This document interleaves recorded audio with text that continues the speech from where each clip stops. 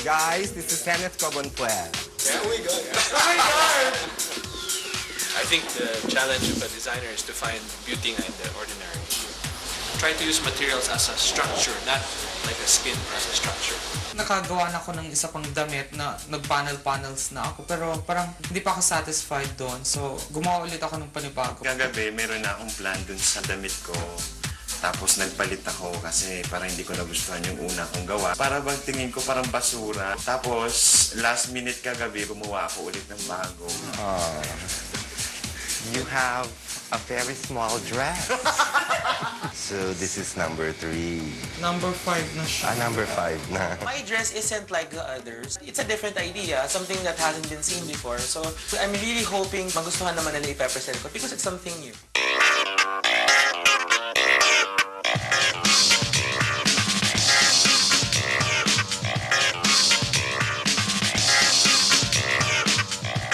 I like Russell's design, and Santi's too. I think both of them understood what I was all about. I agree. I loved Russell's work. I saw the dragnet walking down the runway. I'm just sort of like interested in Santi's only because I thought it was also quite intelligent, although the hoodie was sort of like driving me insane. Manny's was just too busy. What are you trying to tell us? The concept is not there with Manny and Cherry. It's just blah. Congratulations. Russell, you are the winner of this challenge. You're going to Philippine Fashion Week. Manny, you're in. I'm sorry, Cherry, that means you're out.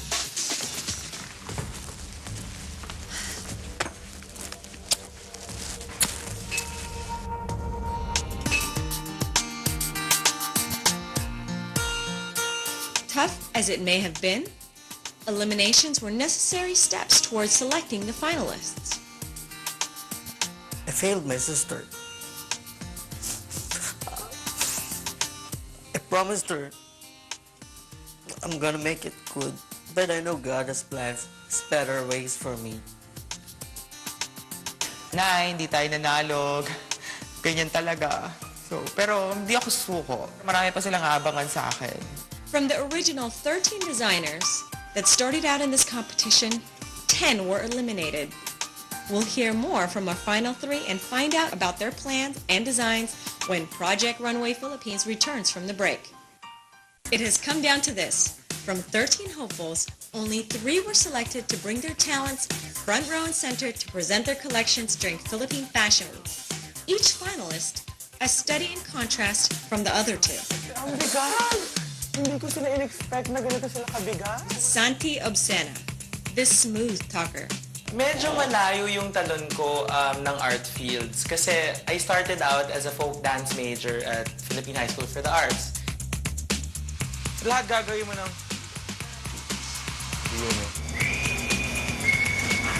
I really love costumes. Sobrang mga bahag, mga Maria Clara. Tapos, I always wondered, bakit hindi na siya sinusuot ng mga tao?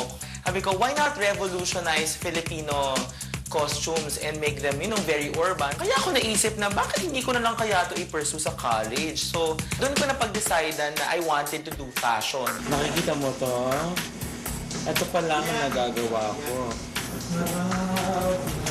My mom and Lola have been 2 inspirations in my life na sobrang I look up to. Palagi ko mini-measure yung viability ng designs ko according to ano yung sasabihin nila, kung sa palagay ba nila ay okay ito or hindi.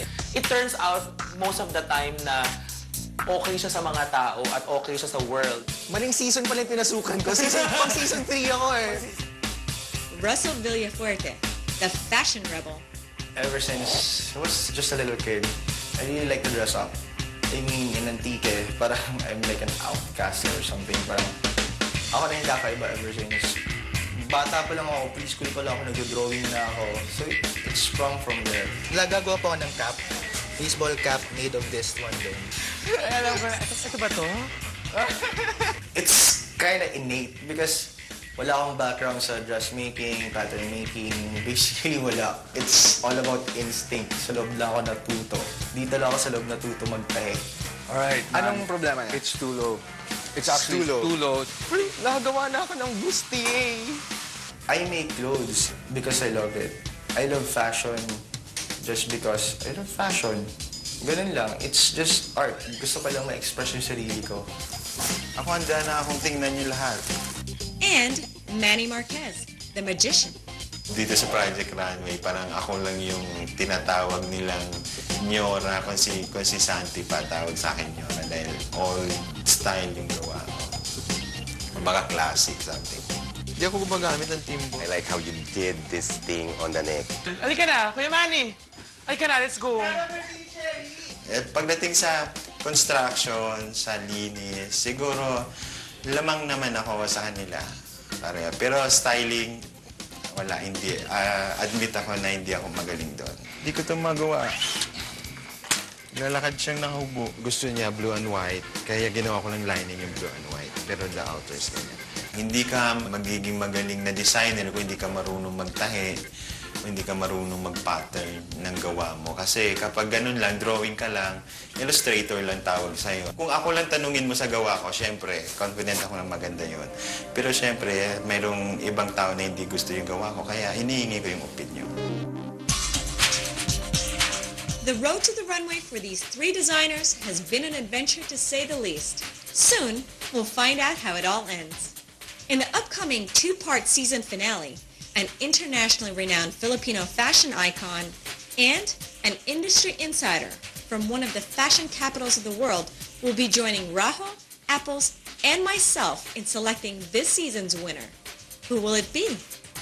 At this point, it's still up in the air, but with every cut and every stitch, one of these talented designers is one step closer to sewing up the victory.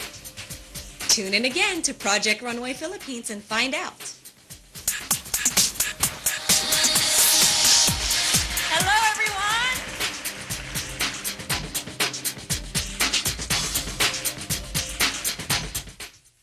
Next week on Project Runway Philippines. Santi? Ay, wala po. Umalis na po siya. Sige po, babalik na ako bukas. Hello, Georgie. Kilala mo na kita sa baby ko. Yes. Yes. Hi. Say hi, Angel, Sir Joji. Angel! I'm doing this para sa family ko, sa anak ko.